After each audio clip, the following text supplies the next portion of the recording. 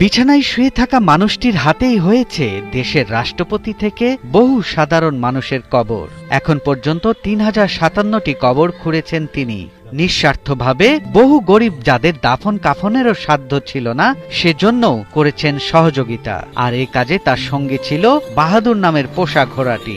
যেখানেই যেতেন ঘোড়া বাহাদুরকে নিয়ে ছুটতেন তিনি। অথচ মনু মিয়ার সেই বাহাদুরকেই দুর্বৃত্তরা শেষ করে দিয়েছে।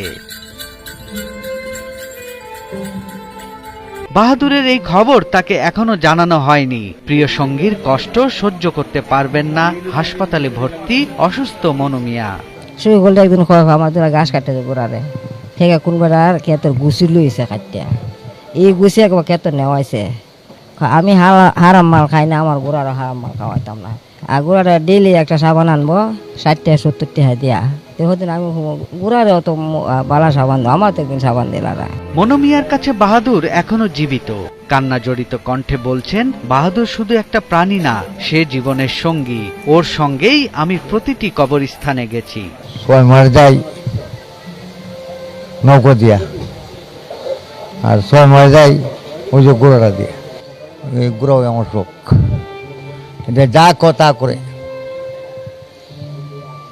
মসজিদে নমাজ পড়বো, আজান পড়েছে নমাজ পড়বো, গোড়া কারে হইতাম কারে থাকবো, বাবা একটু এমে যা এমে যাবো। বহু মানুষের শেষ ঠিকানা সুন্দর পরিপাটি করে সাজিয়ে দিতেন মনু মিয়া, যিনি গত ৫০ বছর ধরে বিনা পারিশ্রমিকে খুঁড়ে যাচ্ছেন কবর। তাকেই জীবনের শেষ প্রান্তে এসে সইতে হলো প্রিয় পোষ্যের হত্যা যন্ত্রণা। আপনজনরা বলছেন, ঘোড়া বাহাদুরকে ছাড়া মনু মিয়ার জীবনই যেন অসম্পূর্ণ। তার প্রিয় ঘোড়া, যেটিকে নিয়ে তিনি বছরের পর বছর মৃত্যু সংবাদ শুনলেই ছুটে যেতেন, সেটিকে তার অনুপস্থিতিতে নির্মমভাবে হত্যা করেছে দুর্বৃত্তরা। এ পর্যন্ত তার খোঁড়া ৩০৫৭টি কবরের পেছনে আছে বাহাদুরের ভূমিকা।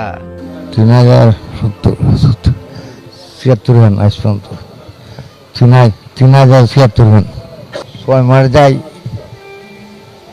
নৌকো দিয়া, আর ৬ মার যাই ওই যে গোড়াটা দিয়ে।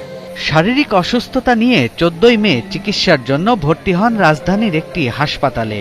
নিঃসন্তান মনু মিয়ার অনুপস্থিতিতে অভিভাবকহীন হয়ে যান ঘোড়াটি। গত ১৬ তারিখ শুক্রবার কিশোরগঞ্জের মিঠামইন উপজেলার হাশেমপুর ৩৬ গ্রামের একটি মাদ্রাসার পাশে ঘোড়াটিকে মৃত অবস্থায় পাওয়া যায়। শরীরে ছিল আঘাতের চিহ্ন। স্থানীয়দের ধারণা, ইচ্ছাকৃতভাবেই এই হামলা চালানো হয়েছে। একজন মানুষ যিনি অর্ধ শতাব্দী ধরে নিঃস্বার্থভাবে মানুষের শেষ বিদায়